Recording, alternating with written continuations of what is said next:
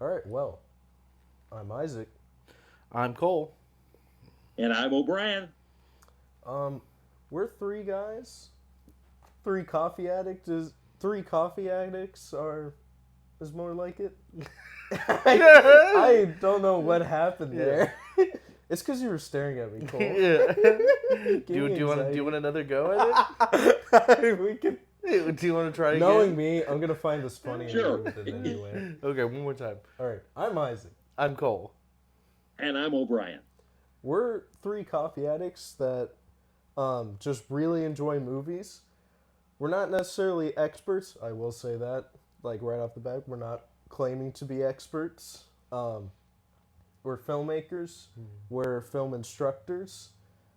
Film professors, if Cole ever gets there. But yeah, and this is the Criterion Coffee Closet. We'll probably have a better intro next time. I'll write something out so I can just read straight from it instead of riffing. I doubt it. No, Cole, I will write it down now.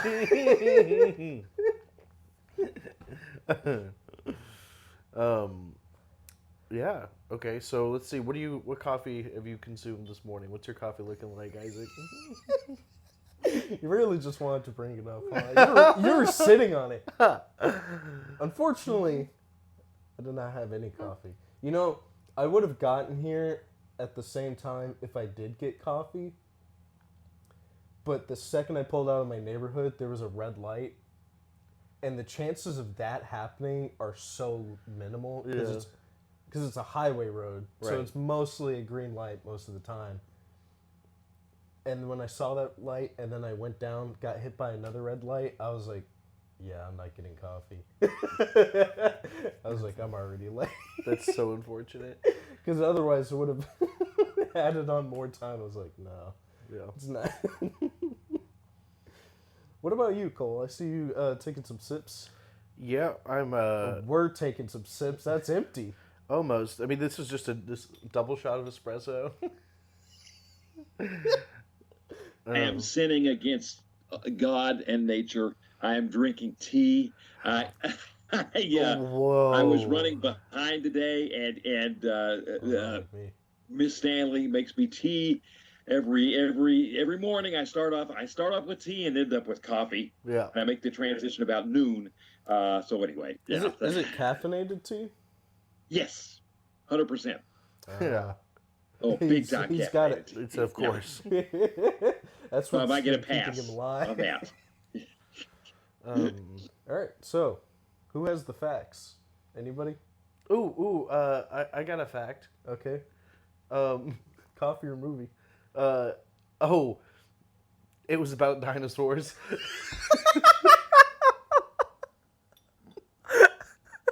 So maybe someone else. Now, is this a coffee fact or a movie fact? Yeah. Do you have either?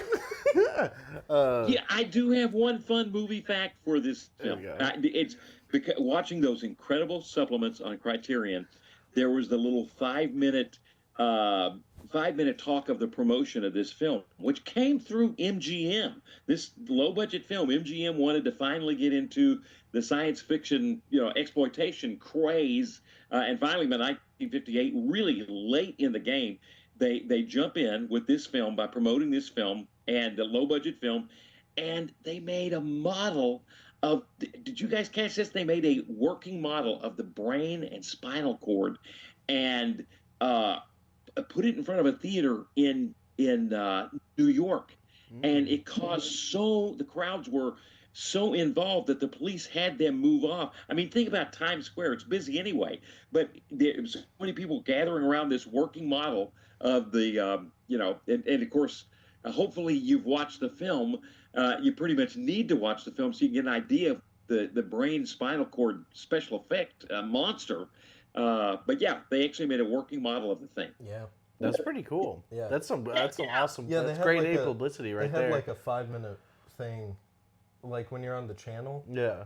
It's a Fiend Without a Face. the audio commentary, and then a 5-minute thing Yeah. titled "Exploitation" in all caps. Yeah. It reminds Right. me of Alien Romulus when they did the face huggers. I need to watch it.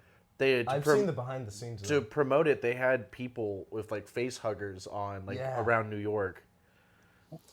Have you seen the puppeteering Pretty for freaky. that?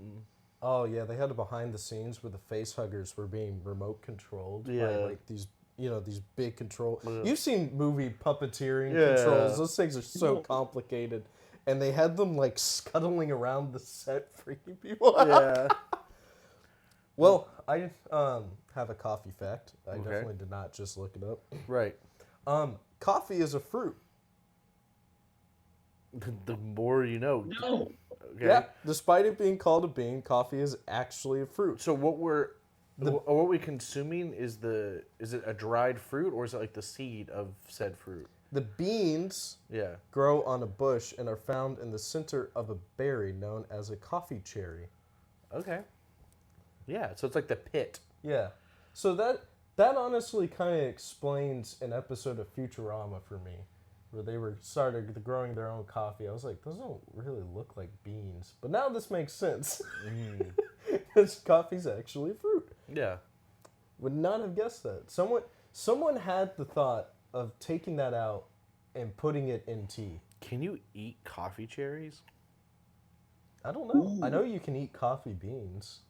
Right. You know, you ever had it like dipped in chocolate? Yeah. That's pretty good. Well, O'Brien did something last time that I kind of liked, where he asked us why our criterion, why do we do criterion? Yeah. Like, what's our thing? So I brought a question. I figured like the facts that will be sorted out for next time. Yeah. We could probably rotate a different question. Okay. I like that. So mine for you two today is, what movie or movies gonna max it out at 5? You Okay. can put honorable mentions, but you can't explain them. Okay. Max it out 5. Do you think deserve the Criterion treatment? It doesn't have to be from Criterion. It could be from any of the other boutique labels like Arrow or Okay. Radiance. Just what movies do you think? You're saying a movie that doesn't have it? Yeah, that doesn't already have it. I've got two real quick. 12 O'Clock High, World War II combat film with Donald Sutherland and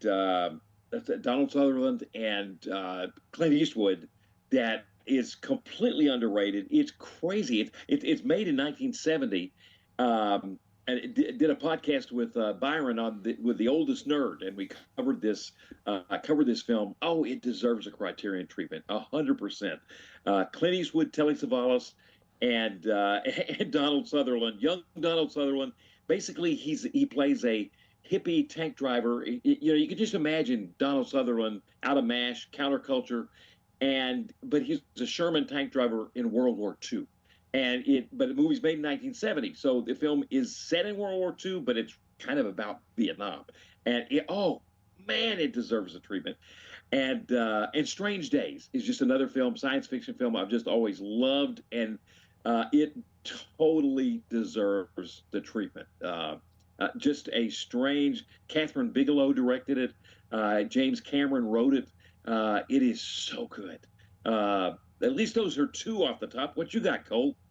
Okay, so the two that come to mind, one is like a lot of my favorite Denis Villeneuve films, even though there's no like fear obviously of them disappearing. I just like having like a collector's 4K copy of like Prisoners with like commentary and behind the scenes and getting the whole treatment would be really special. Or Arrival, which is one of my all-time, if not my favorite sci-fi movie. Oh, brilliant.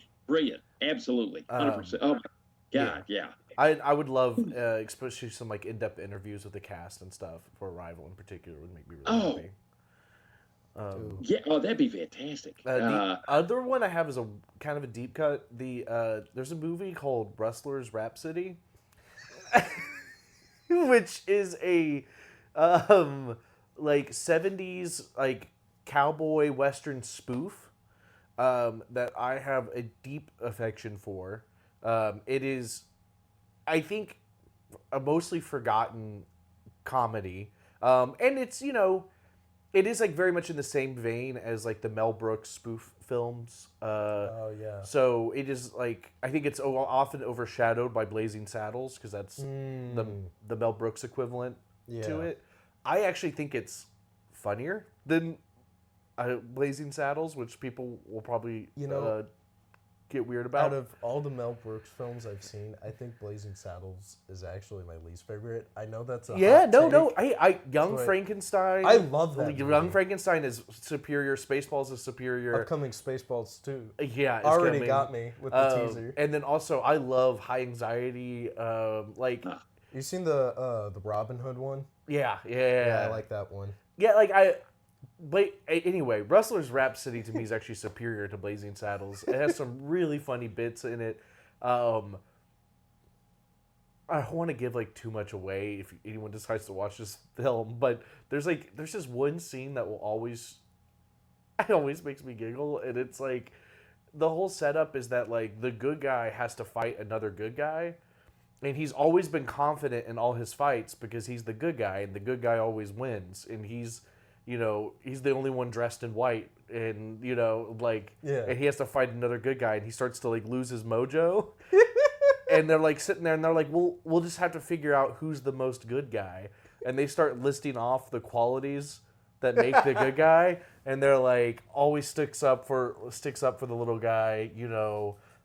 He never goes for the kill. He only tries to take out the enemy. Like all these like Western tropes of what makes the good guy, and then the guy he's fighting goes, he's a confident heterosexual, and then our protagonist goes, wait, confident? And like he starts like sweat starts beating me, and it's just like this. I don't know. There's just so many little bits for the movie I love. I think it's mostly forgotten. Yeah. I would love Criterion or something to pick up this like stupid spoof film from the 70s that I just to have a special place in my heart. My grandpa showed it to me as a kid. It's like always going to be something I love. Yeah, so. that's nice. Speaking of comedy, I got one more. One is called, I think it's called The Big Bus, and you reminded me just your discussion, Cole. It is completely neglected, forgotten. It's like the movie Airplane. They all started off with Airport, then that becomes 10 years later Airplane. So the extension of that in the 70s, they took it to a big giant bus. I mean, a giant bus with luxuries, amenities, and of course you have a disaster. It's like a disaster film on a giant bus. Oh, I would definitely. The Airplane films are also something that I love. I would definitely check that out. That's cool. Don't call me Shirley. Yeah, we just watched Naked Gun. Oh God. That's worthy of Criterion. That would be so cool. Yeah. And then It Came from Outer Space, kind of thinking of our film today. Yeah. It's such a classic, seminal science fiction film from the 50s that people know about it. It's written about, but to get a true treatment would be incredible. Yeah. I think mine is my top one for sure. Is Crouching Tiger, Hidden Dragon. Oh, yeah. Like, it's not really in danger of being lost because it was made in, like, 2000. Right. It was shot on film, though. Yeah. But that movie is... First of all, that movie is beautiful. Yeah.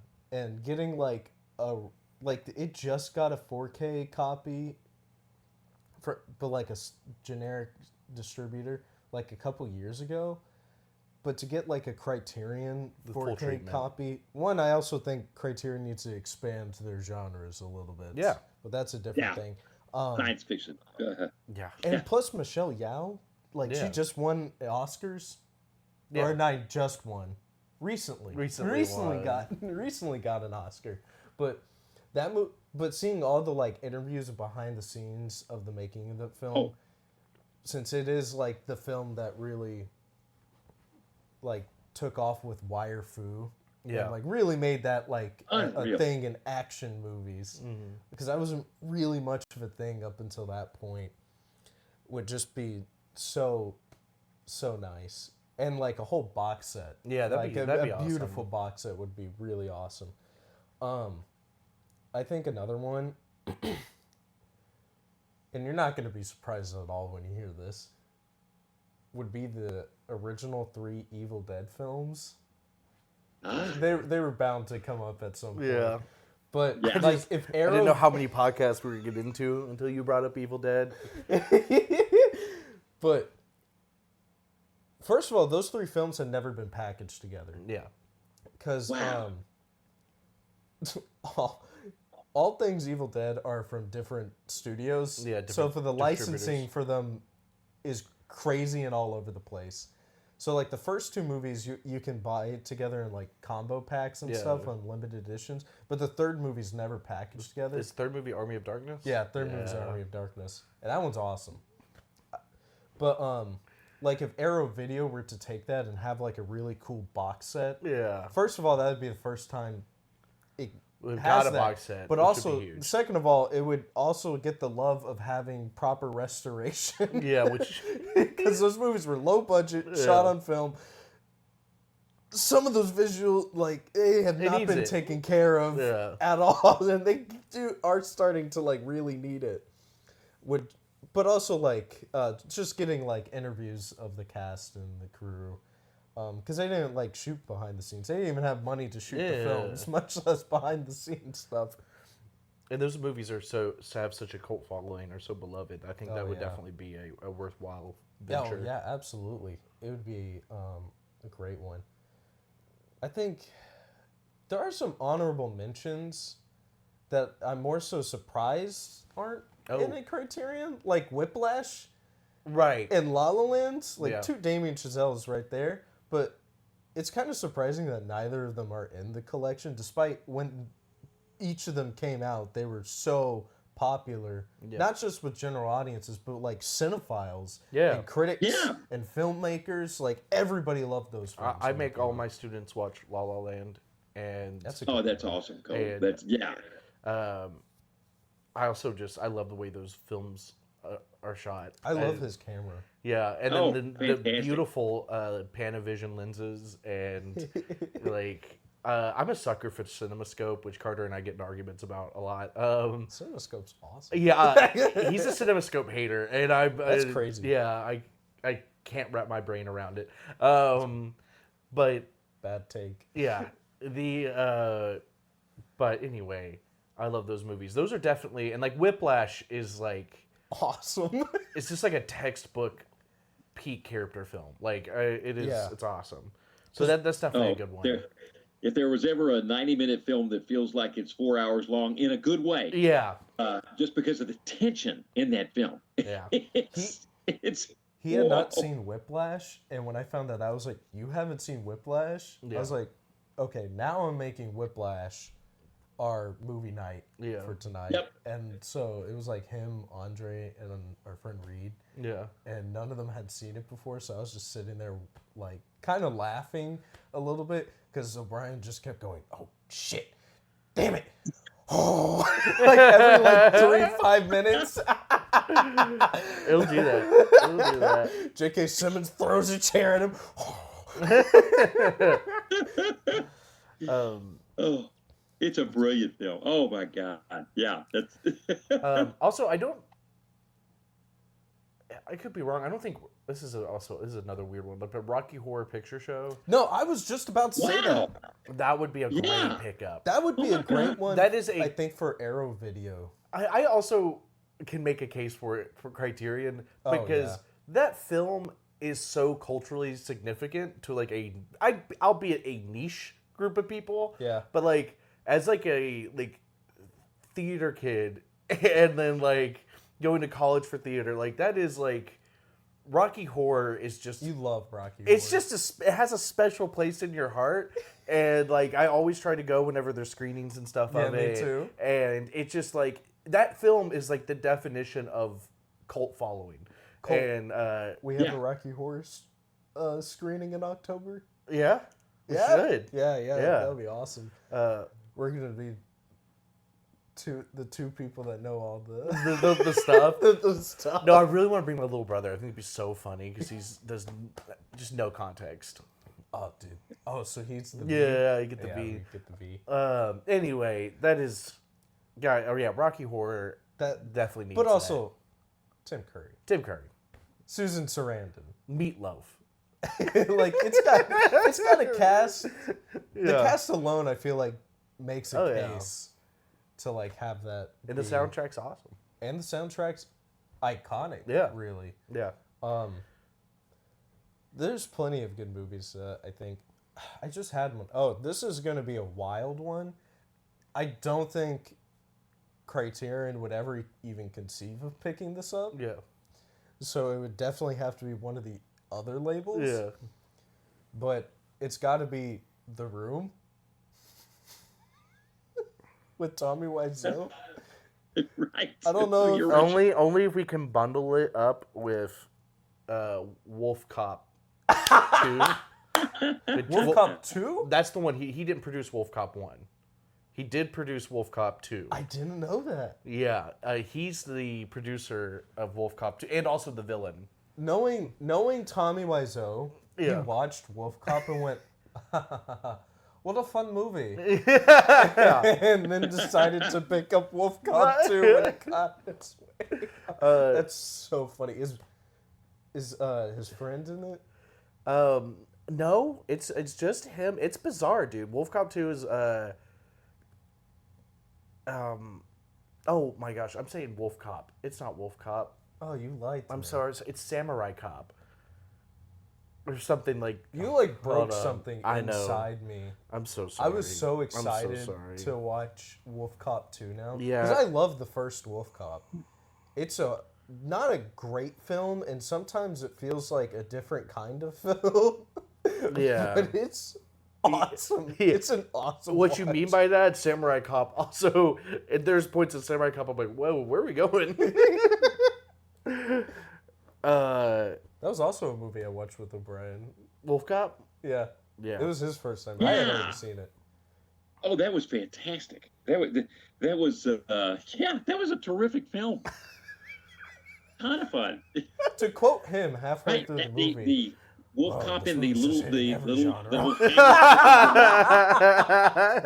thing. We're just hitting every genre.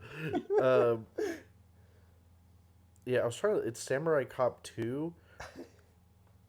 Deadly Vengeance. I have heard of that. There is a...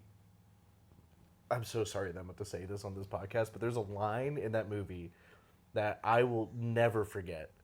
There is the police commissioner is deciding whether or not to take Samurai Cop out of retirement, right? Because he doesn't play by the rules, right? And he looks Samurai Cop dead in the eyes. He says, "I need you on this case like I need fleas circling my arsehole." It's a line written for cinema. So, Well, look, I think the reason why The Room, it's honestly, it's not as bad as some of the lines in The Room. that's true. There's true. Hey, and I won't be able to quote it perfectly, but there is a super underrated line in The Room. When people are quoting The Room, they never bring up, and I get it because it's a character who is inexplicably in that movie to deliver this one line. But like when they're on the rooftop, Yeah. and they're having all the conversations, and they're like trying to be like, I guess, deep thought, friends in deep thought type of thing. There's one guy who's just kind of like been in the background at this party they're throwing, is not part of like the main group, and he just comes up and he has this whole spiel about like, and then a nuclear bomb will happen, we'll die. Like he just exits like the scene, and that's it. That's all we got from that guy. I love, one line that I really like of The Room, though, is when Mark and Johnny are talking at like a cafe or something. It's like, "Oh, how's work going?" "That's going pretty good. We just got a new big client. Pretty excited about it." "Oh, who is it?" "You know I cannot tell you that. It's confidential." "Aw, come on. I cannot tell you that. So anyway, how's your sex life?" It's just like, what? I mean, it's just the dialogue and some of the stuff he produces is It's just so out there. so out there, and it's just like, but it's like definitely out there because I think that's how he speaks to people. Yeah. No, because then there's the one where it's like, where there's the mom talking to the daughter, and she's like, my test results just came back, and I definitely have breast cancer. And then the daughter goes, and then drinks tea. And it's never brought up again. Yeah, that it's not happens part like 10 minutes in the film, and it's never brought up. It's just not ever part of the again. movie. You know, one thing that broke my brain, Yeah. The Room basically has the same plot of Star Wars Episode 3. What my brother? Like Tommy Wiseau. I think he'd be Anakin. He though. would be Anakin. 'Cause he You're right. is. Yeah, he is Anakin. You're right. Because in this situation, Tommy would be Anakin, George Mark would be Obi-Wan, and then Lisa would be Padme. Because he thinks, well, in this case, they actually were cheating. That's true. She was cheating on him. But, like, they think that he thinks that they're cheating and has the inclination. And then, like, that's when he goes off the rails. Yeah. I just want to say, Anakin, like, has this suspicion that Obi-Wan might be, like, involved with Padme, and Padme's, like, trying to get him to calm down. And Obi-Wan the whole time is so dripped out by standing behind them, like, in the thing, just, like with hitting this, like, this super, like, masculine stance, and he's, like... I don't know. I'm like, dude, you're not helping the case right now. You look awesome. Anyway. You betrayed me. I was trying to remember the line. Yeah. Even having, like, Mark, like, you are my brother. Anyway. But yeah, there's definitely a case for that movie there. There's a very small case, but I'm just thinking of a weird mashup of The Room and Revenge of the Sith movies. Oh. Knowing me, I'll probably end up quoting to you them later as they come to my head. Do we want to get into a film that is actually in the Criterion? Oh, wait. Hold on. Okay, hold on. sorry, I don't want to jump again. Quick. Quick. Last episode, when we were talking about all the animated films, Roger Deakins, Yeah. my friend Keith pointed out that he also did How to Train Your Dragon. It's awesome. Yeah, so, 3 out of 4 ain't bad. Yeah. Yeah. That was just a quick aside. Well, he also did Boss Baby 2. Yeah, 3 out of 5 ain't bad. It's still over 50%. It's pretty good. Oh, God. Everyone needs to pay bills, I guess. I just feel like that's probably the easiest paycheck he's ever cashed. Yeah, because he's like, I already did this 4 times. Like, right? By that point, it would have been How to Train Your Dragon, Rango, and Boss Baby. Wall-E. Well, He would have done those 3 movies, then done Boss I Baby. also just feel like for Boss Baby, I feel like how involved was he? Like, how was he there? Like, do you feel like he did some storyboards and was like... I wonder if they just asked him, hey, what's the difference between, a Zeiss Ultra Prime and a Cooke SP4? Yeah. Because then they can recreate those lenses. Yeah, in the film. I don't know. Who knows? There is dolly zoom use in Boss yeah. Baby. That could be it. So... No, because Rango. I don't know. Who knows? We'll get him on the podcast. We'll only ask him questions about Boss Baby. There's no Zolly use in Fiend Without a Face. I will say that. That is... Oh, yeah. That is true. That's a great way of roping in. Yeah. So, for those of you that don't know, we watched Spine number 92 in the Criterion, A Fiend Without a Face. And this is... we always get into the movie we're discussing within 40 minutes.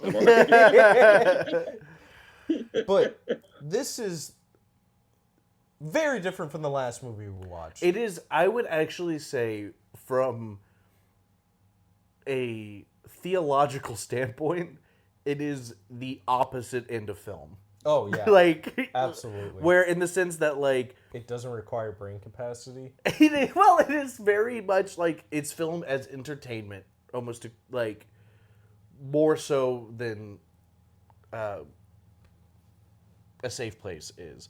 And A Safe Place is very much like... It's encouraging you to think. It wants you to... In fact, if you're not willing to actively engage with it, you're probably going to end up with a poor experience watching it. Yeah.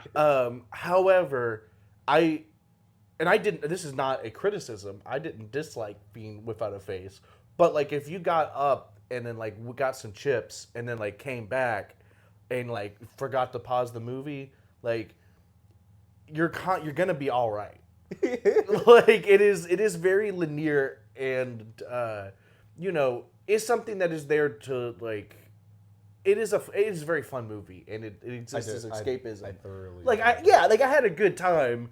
It's just like I think it's just real funny that I think we ended up with like two opposite ends, and we almost have the like entire Criterion spectrum. If we get like a Wes Anderson film, next or something like that. No, to complete the trifecta, we got to get one of those films that's like really controversial, and almost like hard to watch. Right. At times. Well, not the one. Not specifically number 17. Right. The movie that shall not be named. But there are definitely other movies in there. Like Sacred Mountain or something like that. Yeah, or like one of the Cronenbergs or something. Yeah. Well, I guess I feel like Cronenberg's a little bit more tame. No, Cronenberg's more mainstream. I actually think these are the two films we've done we've watched have both been very non-mainstream. Oh, absolutely. Right. Right. Very nice. But there's some interesting thought on this film. One, that you just don't think about. And I'd read this book a good while back, kind of for a class, Psychology of TV and Film, and it's called Them or Us, and it's archetypal interpretations of 50s alien invasion films, and they go, and it's a Jungian approach to this film. There's 40 pages on this film in that book. Wow. Taking it to a Jungian term, it is fascinating. It goes, when you think, because you think of, kind of superficial film. There's a classic science fiction, 50 science fiction. Just the little bit of the plot. You got the U.S. Air Force, Cold War, big time. U.S. Air Force base in Canada using atomic energy to boost the radar so we can better spy on the Russians. With overflights and really be able to see what they're doing using atomic energy. And then all of a sudden, people start dying at the little village that surrounds the base. Strangest ways, 2 holes in the neck, and their brain and spinal cord end up being sucked out. How do they get out of those little holes, do you think? Yeah, that's one thing. That's one thing. Like we talk about, like the suspension of disbelief. Yeah. Like the way they explain how the bodies are completely fine, besides 2 little holes, but they lose the entirety of their brain and spinal column. Yeah. And they go elsewhere. Yeah. And at first they're invisible, and then they appear. And what was interesting too, and we'll get there's tons to talk about besides the Jungian stuff, but it is fascinating. They go basically. It kind of connects to Forbidden Planet, where you got like a Promethean scientist, who's going to find the face of God, explore things that are not meant to be explored. When you go too deep into the tree of knowledge, and you're going to end up being burned. Man was not meant to know type thing. Just like Morbius in Forbidden Planet. Who it kind of the same thing too. He wants to animate. What a better world it would be if we could turn our thoughts into and make those thoughts become concrete, and we don't have to, just like the Krell we're going to do in Forbidden Planet. The race from hundreds of thousands of years ago. Increase their mental power so they can do everything by telekinesis. That's what this scientist wanted to do. And he makes his pure thoughts concrete using tapping into that atomic power. And the Jungian stuff comes from that. He's like he's the archetype, kind of like Dr. Frankenstein. You've got that kind of that going in science like that, where man was not things men was not meant to know. And yet there's a sense of redemption, too, because just like Morbius in Forbidden Planet, at the end of the day, he realizes the lesson. This is we can't go this far. It's a lesson. There are things man was not meant to know, and that becomes kind of a lesson of redemption. And his shadow archetype, it kind of like reference. You guys were talking about Star Wars Episode 3. Wow, packaging it with the right. Did I hear that right? Yeah. So you got this, of course, the shadow archetype of Darth Vader, and here the shadow archetype is this will, this dangerous will to do things that man is not meant to be doing, kind of almost against God, becoming God. And that's a lesson. Jung would say these are lessons we need to learn on our way to, instead of leaning toward one archetype so that it dominates us, like don't let the shadow instead know the shadow is part of ourself. Know the feminine is part. And apparently the hero of the film, the Marshall Thompson is the name of the actor, the hero of the film, Cummings. He is actually working with the woman, summoning his feminine archetype, the kind of archetype of moderation and reason, the anima, so that he can balance and bring balance and stop this shadow, the overcoming of the shadow. And then the scientist at the end realizes his mistake. That's kind of his arc of redemption, realizes his mistake. And think of scientists.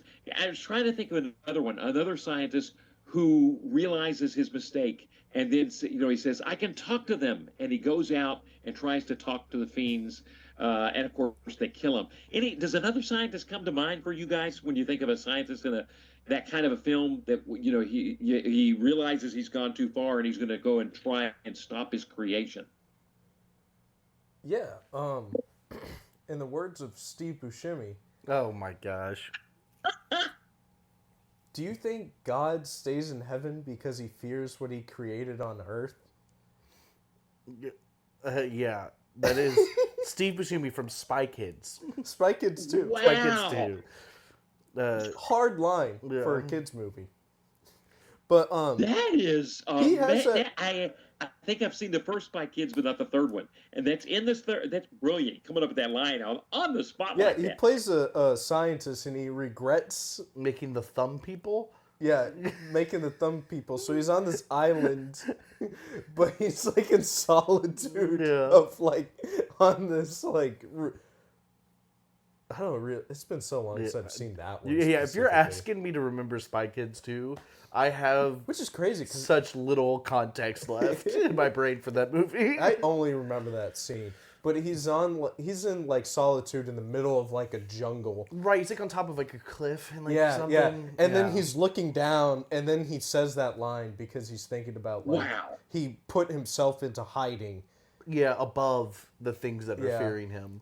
The things that he's created. Or to bring dinosaurs back, Cole. Right, Jurassic Park. Well, and I think John Hammond is an interesting one because John Hammond struggles with like guilt, particularly in the movie, because we have the scene where he's eating ice cream because he doesn't want it to go to waste. They lost power. It's melting. He like horrible in the book? Yeah, a little more so. Because in the movie, they try to, I think, make him a little bit more.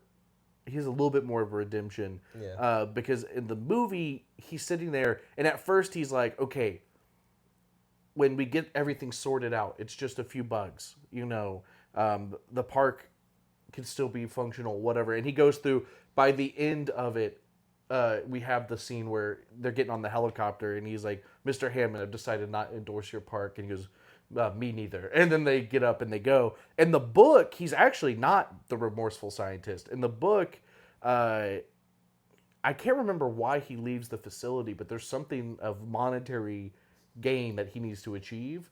And he ends up getting jumped by compies, the little green guys that in the second movie. That's what gets him in the book. Anyway, interesting. So he's actually fits that archetype a little bit in the movie, but not in the novelization.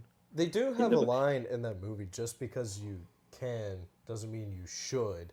throughout the whole movie is like what that really, and that's Right. kind of what I was thinking Ian with Malcolm. the Fiend with the Yeah. face without a face. Yeah, Ian Malcolm, played by Jeff Goldblum. Yeah. Oh no! Cole just had to take off his hat and throw it on the ground.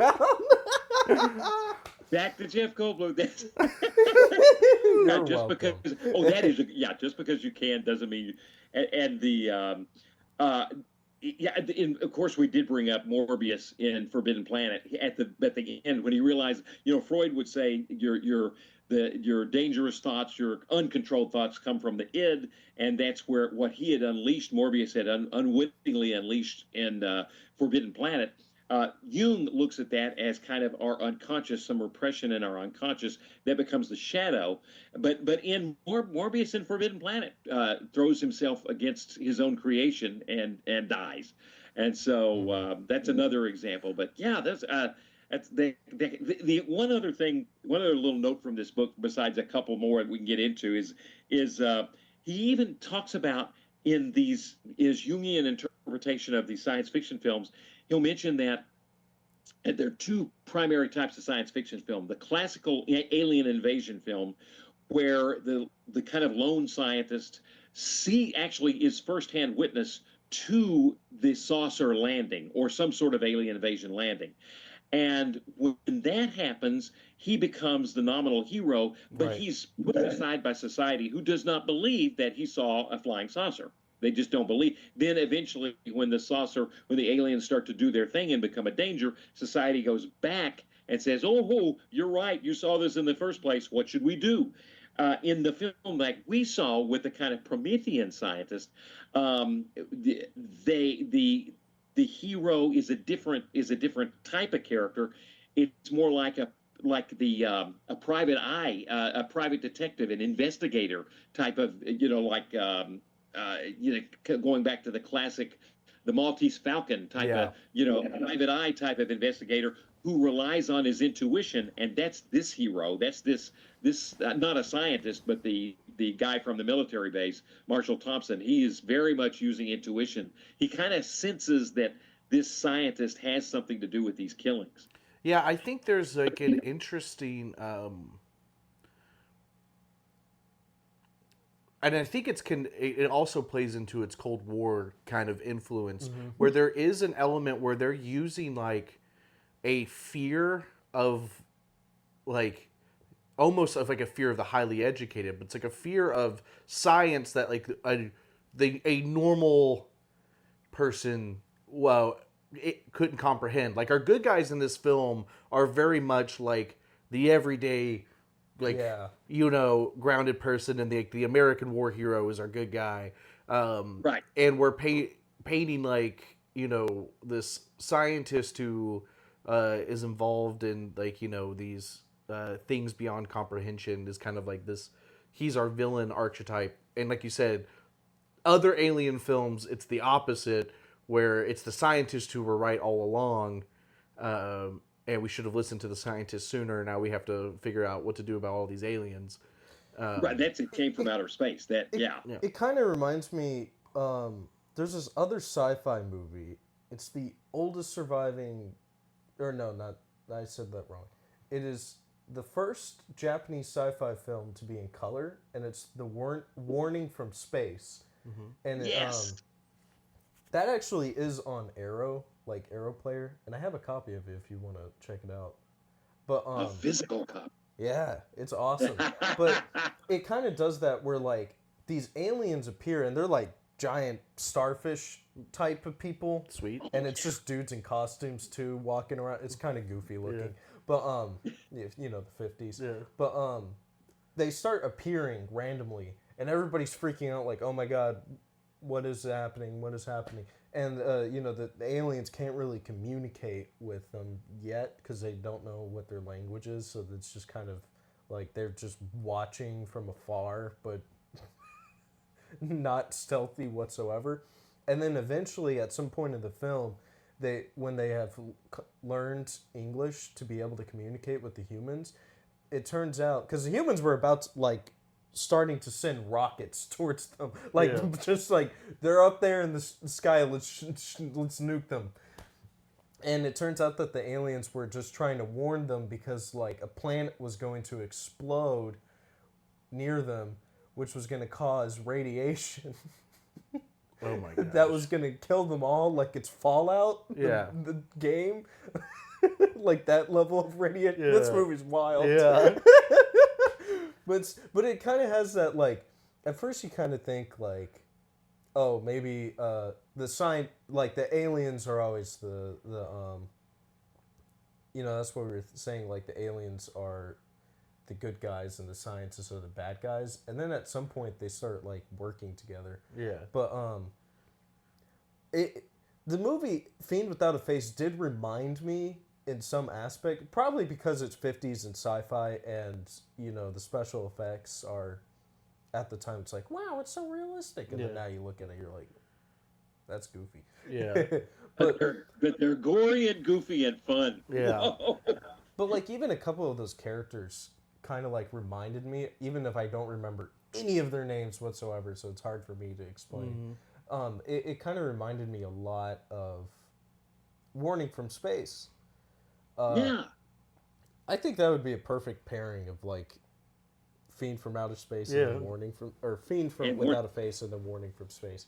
But well, the idea of the radiation too is a good idea. The other, it reminded me, we were talking about the Promethean scientists trying to do things that shouldn't be done. Also, you look at the U.S. government. I mean, my God, the use of let's just take some more rods out to boost the power. Right.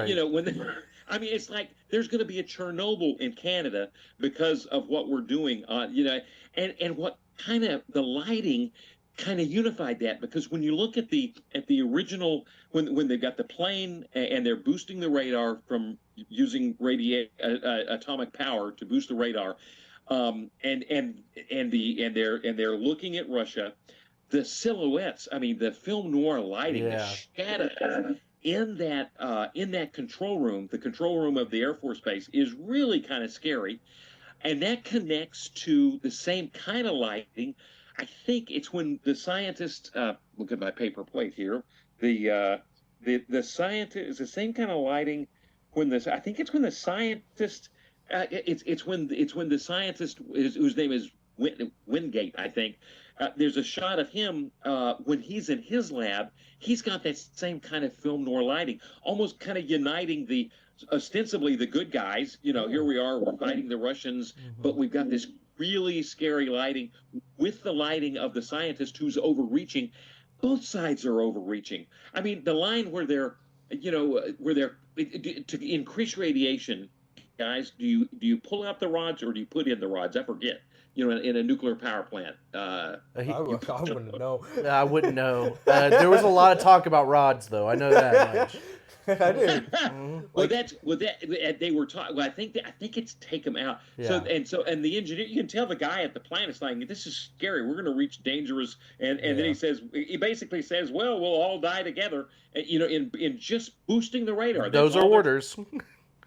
Say he's like, those are the orders, I think is what he tells his guys. Yeah. Right. And so so we're scary too. And I love the way the people talk about, they're worried about the cows. The cow's milk is not the same. The quality's changed. And they're saying, oh, it's just because of the jets from the base. Yeah. It's just the jets. 50 years later, they're going to discover those cows have mutated, and we did make a Chernobyl on that base. So we're as scary as the scientists. There's a really interesting what's interesting about that is they are playing on, especially at this time, there is a real nuclear fear. Yeah. And they're definitely playing on that. The dial where we're getting overcharged and we're borderline getting to danger. But there's also I think a little bit these town people are bringing up all their complaints, and our hero the whole time is there's no evidence that that's the problem. And he's downplaying it, and then so does our, she jumps in and backs him up as well. And so it's kind of weird to me because there is an element of we're trying to bump up the sphere of the radioactive stuff, but there's also an element where they're also trying to soothe people's anxieties a little bit. Because the real Right. danger is psychic vampires. Psychic vampire. That's exactly. But but the film does address current social tensions. Yeah, that's what I was about to say. Like Yeah. this is like quintessential sci-fi 50s movies for me, because just nonstop talk about radiation. Like nonstop talk about radiation, even though the bad guys all along are psychic vampires created by some dude's hubris. Like who are empowered by the radiation. that's true. And you know what? The rods do control. It just hit me. The rods do control the amount of radiation, the power there, and so you got to have the rods to control things, because that's one thing the psychic vampires do is get rid of the rods. That's right. They Yeah. broke the rods. Yeah, because they were Yeah. trying to grow more powerful. Yeah. And then that's why they were able to appear at the end. Become And corporeal. they've got to appear because they look so Corporeal. cool. But that's what really reminded me of Warding from Space. Yeah. Because that movie is Japanese. All Yeah. the characters are Japanese. It takes place in Japan. Mm-hmm. But same thing. Just constant talk of radiation. And this is a time when, like, you know, the Cold War is very integral to U.S. and Russian history because of all the crazy stuff both sides did. And even some technological advancements both sides made to the greater world. Yeah. But it was a real fear even for other countries, because if we started nuking each other, Right. like, other countries would suffer for it. So there was like this constant fear of radiation. And it was also so new that everybody was afraid that, which Chernobyl inevitably happens. Yeah. But like at that time it didn't. So it was like that constant fear of like, what if like these reactors blow up? Then we got radiation, and it's literally like the Fallout games. Just like everything's dead. People are probably gonna turn into mutations. Yeah. Like, who knows what's And gonna of course, happen?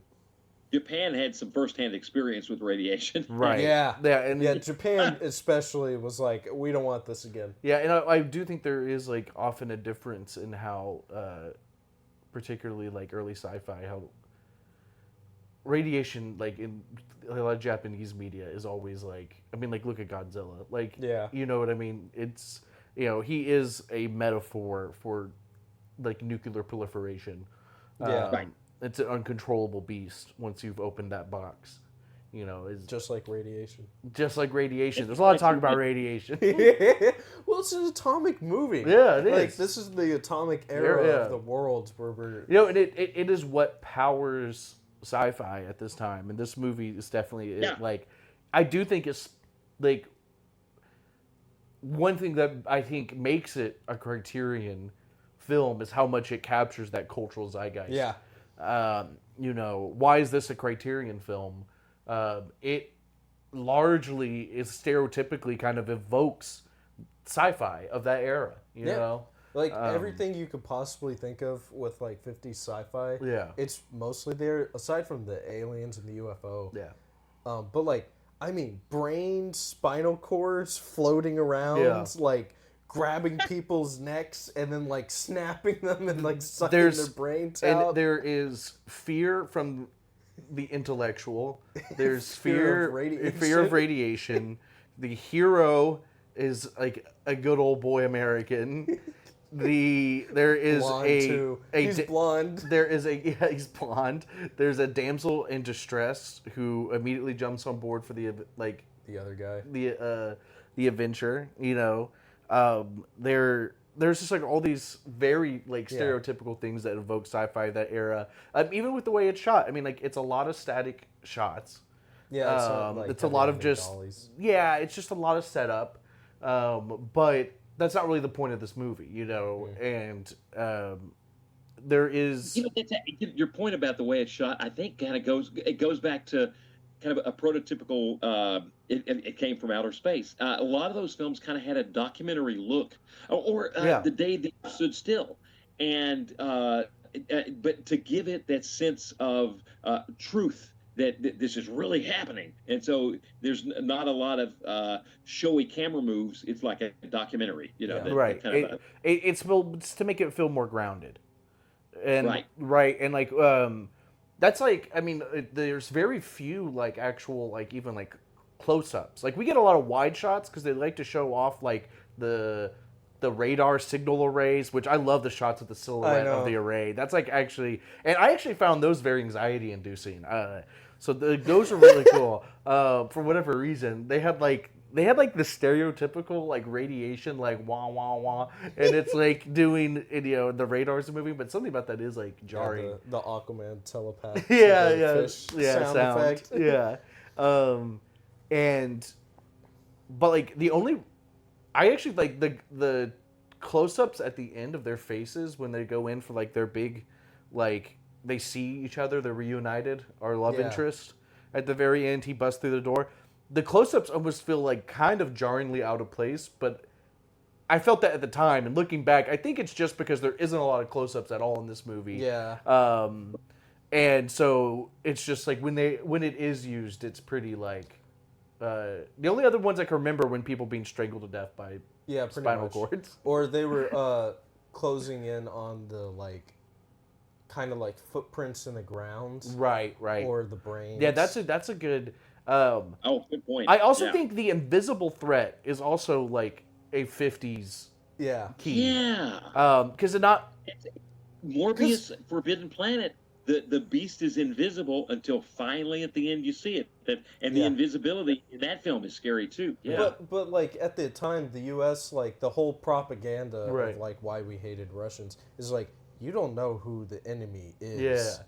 No, you don't know where they are. Right, and that is part of the cultural zeitgeist is that there's this invisible enemy and you should be on guard, and it's your duty as a patriot to be on guard for the invisible threat. Mm-hmm. Right. But like talking about the invisible threat. Yeah. The filmmaking aspect of that. Yeah. Like with is cool. Because you think of like I love when they're going through the hay. Yeah. It's like it feels like the raptors in the tall grass. Like you're just on a dinosaur thing today. I know, yeah, I gotta stop. But it is like very much like it's you see it like snake its way through the hay, and then the person, But it's like you think today, those effects are pretty doable, really, or like you see it pretty often. But like in 1958, no, that's pretty awesome, dude. That's pretty awesome. And I think if we're talking about the practical effects, I think for the time period, they're kind of really awesome. Absolutely. Really the stop motion on the like brains when they're like moving. I got a kick out of it, dude. I find especially when they started grabbing people. Yeah, there like, is And what they did, apparently a couple of I think it was guys in the Netherlands. They filmed it in Britain, and it's set in Canada, but they filmed it in Britain.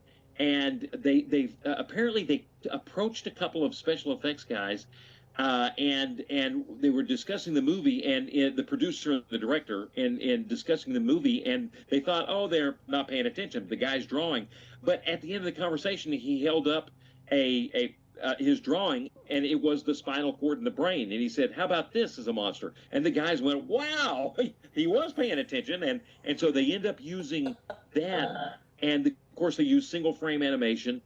They filmed a lot of the I think it took about a couple of months. The effects were some of the longest things that it did. Yeah. But they had a traveling mat, so you get the. So you got the actor, on one side, and then on the other side, let's get my hands in the right spot, that kind of like the traveling mat of like, say, within my fingers here. I know people can't see this, but you get the traveling mat, the single frame animation stuff that they've done that then is moving over and threatening the actor. So the traveling mat. What would be the equivalent of that today? Would that be rotoscoping that you'd be putting that? I know it'd be a different layer, but what they were doing was, compressing this traveling mat with the footage shot of the actors. How would you do that today? Compositing or so? Is this like an animation thing? Are you saying it's like a back then they used single frame animation with their travel, something that's the footage that's shot, and then that's superimposed on top of the right. Right, on top of what we have our actors on. Okay. Yeah. I feel like pretty similar, Yeah. but like in a digital space, so it's Yeah. easier. Right. Right. Yeah. It's Neither of us are VFX people, so this makes it a conversation. But We know VFX people. we could call it Tippett. But no, I mean, like, it would be the same thing because they would make the animation and Yeah, then because you got the clean plate. right. That way, when you remove it in the background, it's not looking weird, and you can keep the background. So that's what. But on the topic of like clean plates and stuff like that, one thing that really took me away was you can see an early form of compositing. Yeah. Where for you viewers at home that don't know this, it's when you take two images and you make it look like one image. And I remember seeing, and you could tell because like, you know, this movie has been aged, so like there's like jittering on the one on one part of it, but not on the other part. I was like, that's heavily composited. Yeah. But like up to that point, for the most part, if they composited, they kept the frame static. Like they left it static on a wide, like the one Hitchcock house. Yeah. And then you know, they just cut that top half out and then replace it with the thing that they want, which is usually like a painting at that point. Yeah. But with this, they were looking at our guy, and we could see like one of the right there in the bottom left corner moving around and stuff. And you're like, okay, that's heavily composited. Like, I can tell. But then the camera dollies around a tree as it's tracking him walk down the thing. I remember thinking, like, this is 1958. Yeah, that's pretty impressive. They would not have... I was like, how did they even do that? Because they would have had to, like, slice so many frames and get it like, lined up perfectly. Sure. Yeah. Because... But then they also would have had to film it again, but with the front half of the image, right? With the tree going around it, with the camera going around the tree. And, you know, today that's not a big problem because we can take screenshots, we can record digitally and play it back and go and line it up based off that and go, okay, just nudge it over. But there, in that time, they didn't even know what it truly looked like. Yeah. Because when they were looking through that viewfinder, they got a guesstimation of what the frame was, and camera operators were really just like, they knew, like, okay, we're shooting on Super 35, like, I got this. It's all about the feel. Yeah, it's all about the feel. Like, they were just looking through glass that was refracting, not the actual image itself. That is... It is... The first... Yeah, I see what you mean with... And to keep the everything in sync, the earliest computer use of a camera projecting how the moves are going to go is Star Wars with early ILM. I think in early in A New Hope. I think that's which was like 20 years later. Right. Yeah, we didn't see any of that computer stuff until Star Wars and Tron really came in. Yeah. So like this was just pure intuition. Yeah. Somebody probably, my guess is somebody on set was timing how fast like the dolly grip was moving the camera or something, and be like, no, you went too fast. Maybe it was the DP, or the director. I'd be curious to see how they pull it off. I'm kind of curious. Another thing, special effects that I noticed is there seems to be at least a few times uses of miniatures. Yes. For one, we see the explosion at the base is 100% a miniature. And the way that's cut together is delightful. And then I do think there's, I could be wrong. I think some of the scenes where we're seeing tons of the monsters, I think some of that has to be miniatures. I'm not entirely sure because it looks like, I don't know. There is a lot of I think it depends on the stop budget. motion Sure. stuff, and I'm imagining that some of the stop motion uses are done in the miniature format.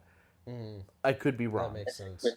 Where they were smaller models and bigger. Man, when they fly through the window, it's amazing. Yeah. And then the way they open the window, I love they grab the hammer. They get smarter. I mean, they supposedly these thought projection things. I mean, they really do learn. They can grab the open hammer, they doors. make that hole, and then then the framing of the people just aghast as they make this hole, and then they start to. That's just fantastic. And I love the way they get smart. I mean, you kind of almost feel for him. Marshall Thompson Cummings, he lights the fuse of Yeah. of the He's going for the fuse. right, and then the brain. He's The going for. dying brain tries to blow out the fuse. He's like reaching for it with his little tentacle, and then he passes away. I also like them turning to liquid is also some real typical 50s sci-fi stuff. that was great. Where like anytime a monster dissipates, it dissolves into acid, and it's like that's really special. Well, O'Brien was talking about this earlier, right? Mm-hmm. Or kind of, where he saw the thing where they had put them on display at the theater. In that same little blurb he watched, they were Right. talking about how MGM promoted the film. And it's not the way the filmmakers necessarily intended, but on all the posters, here, I'm going to actually pull up the Criterion right. cover for you, Cole.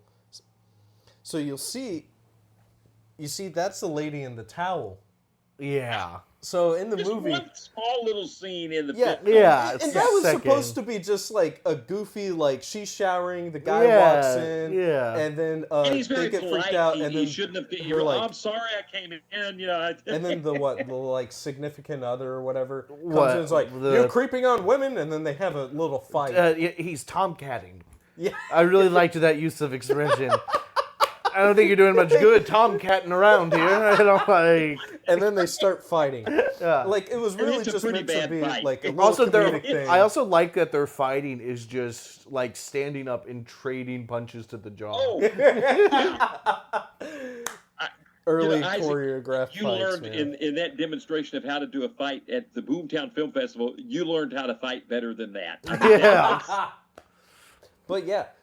But MGM kept putting the lady in the towel Yeah. on all the God. posters. Everything. On, like, These are exploitation everything. films. Yeah, the director's like, why are y'all doing this? It's not important at all. But that's how they were trying to sell it. Yeah. And they also were selling, like, double featuring it Yeah. with other films. I can't remember. The other films, I think, yeah. were way more well known in the 50s sci-fi space. Yeah. But they just kind of had like no faith in the movie, basically. Yeah. And the That's a director great little apparently feature. was- And again, that's why we get Criterion, is Yeah. because of this feature. I got to show you one more book. This is an incredible book by Bill Warren. Keep watching the skies. He wrote the original version of this book in the 80s. And it's a loving, long tribute to every film. He grew up watching the films in the 50s, the science fiction films of the 50s. He just loved them. And so he made this tribute to every single one of them. I mean, it's exhaustive. Every $5,000, $10,000, I think the budget for this film was maybe $300,000, $200,000, Fiend Without a Face, but there was ones, there's Roger a lot Corman for with the $50,000 and a week to shoot. Every single film, obscure, he found them all. And then wrote a tribute. And sometimes it's slogging through the mud with a film not near as fun as the film we're reviewing, but there's some really bad films. But he did them all. And he criticizes Fiend Without a Face. He calls it, he thinks it's kind of slow till the end. I kind of enjoyed it all the way through. Yeah, it's And very I fun. loved the end of the film. But he does point out, listen to this. These are some, and this will kind of ring a bell. It's a horror compounded or not. Fiend Without a Face has developed a strong, almost underground reputation over the years because of its flamboyant ending. The animated The Iron Giant referred to the film. Looney Tunes Back in Action refers to the film.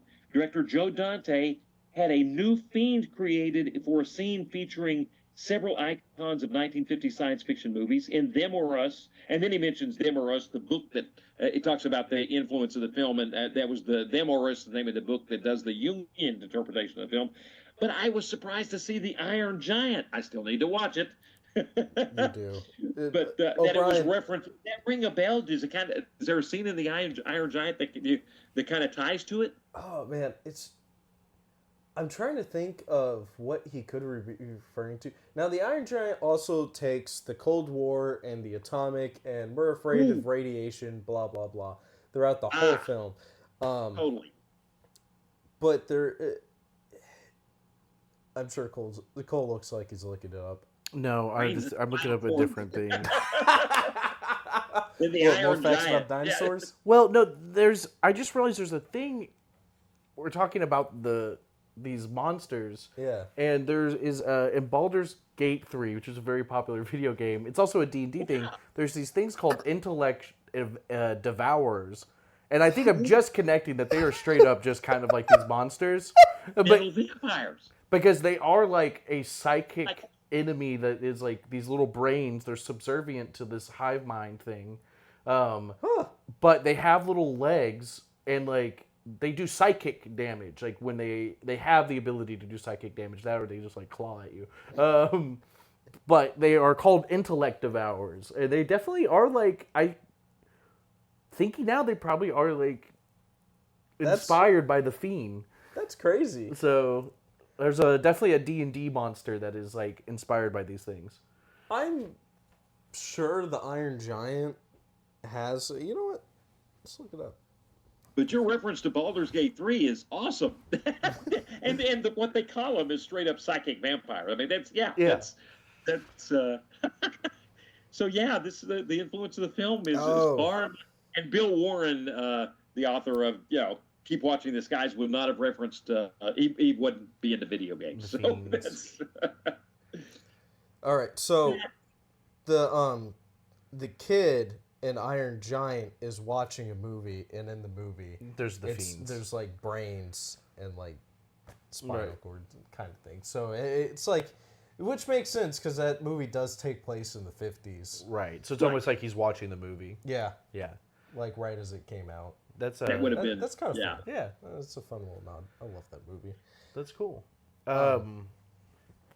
Well, guys, guys, one last thing. I know we've been going at it for a while, but they mentioned that we can only get the rod from Hanford, Oregon, I think, or but basically, and the funny thing is that was a true nuclear power plant in Oregon where they could get the extra rods when because the rods were disappearing, and of course they didn't have any extra rods. Of a meltdown, and.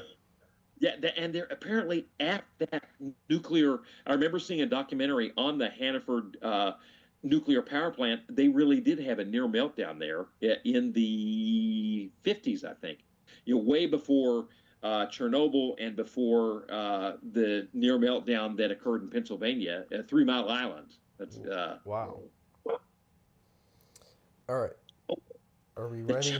Well, first, do we want to give it a bean count? Oh yeah, that's right. Oh bean counting. All right. Oh, me? Yeah. Okay. I think I give it 7.5 beans. Yeah. So, Okay, Cole. I'll give it 7.5 light roast beans from Colombia. Is that better for you? Thank you. That's what I was wanting.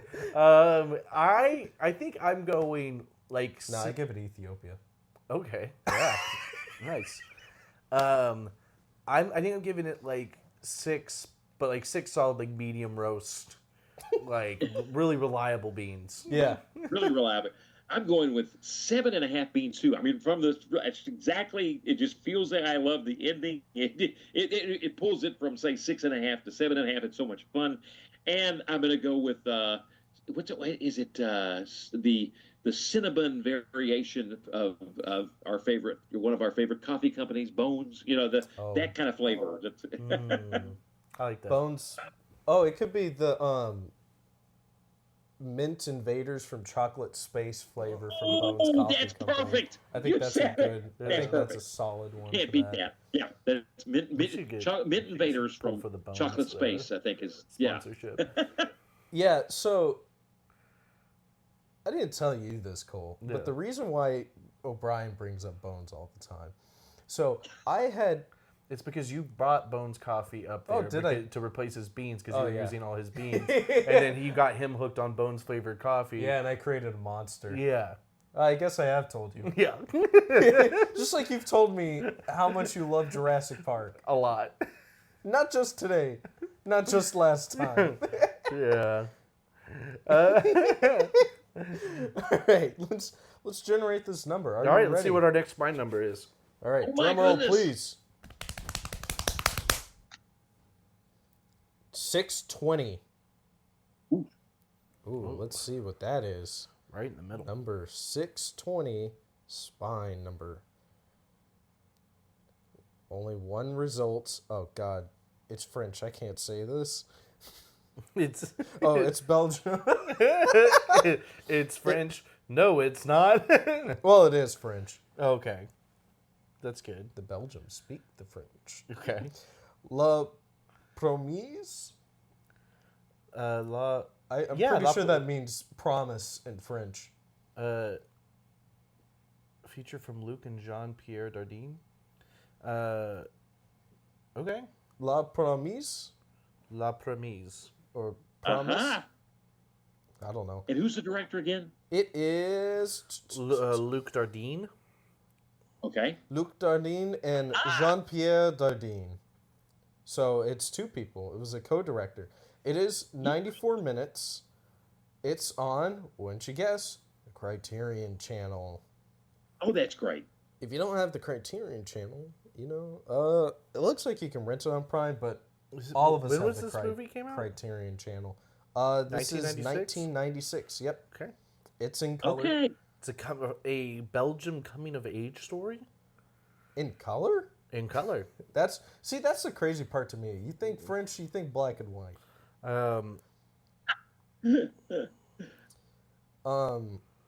Do you see any disclaimers that we should disclose? Reading the synopsis, that is a crazy premise for a coming of age film, and I'm super excited to watch this. Should I read the quick synopsis? Let me. Yeah, do it for the audience. They Okay. might be like, not my thing. Roger uses his 15-year-old son Igor to help traffic, house, and ruthlessly exploit illegal immigrants in Belgium. When African immigrant Amidua tumbles from a scaffold, Igor finds him before he dies and promises that he will take care of his wife and baby. That is the 15-year-old son who's being exploited by his father to then exploit illegal immigrants. Forced by his father to cover up the death, Igor struggles to choose between loyalty to his unsavory parent and keeping the promise that he made to a dying man. That is an insane premise for a coming of age film, and I'm pumped to we watch said it. it at the beginning, but with the last one and Yeah, this that's one what- being two different things, Yeah. and all we're missing is one or two different films that This boxes off another box, probably. yeah, It's because first of all it's French, yeah, which I feel like is something Yeah, that foreign film. Criterion Yeah. is pretty Right. coming of age. yeah. And just a wild premise Just for an that specific genre. Absolutely insane premise. Yeah, I'm okay. I'm excited. That will be a fun one. Yeah. All right. I got to admit, I had not heard of this. I'm totally excited. This- Yeah, I've not heard of this. I don't know this one either, so we'll go in blind to this I one. also It'll be didn't fun. know the first one, the Safe Place. Yeah, I think a Fiend No, with a Fiend with a face. that was fantastic. I know I've heard of it, but I never watched it. Right, Fiend Without a And then- Face, I at least had some premise for, just because Yeah. the monster is somewhat recognizable. Yeah, from playing Baldur's Was Gate gay, 3. apparently. I didn't make that connection until just now. All right, well that's Yeah, next film, La Promise. What was the spine number again? 620. 620. Criterion spine number 620. If you need that to help you find the film, I'm Isaac, I'm Cole. I'm O'Brien. and we'll Keep watching roast movies. you later. Roast you later. Okay. Bye.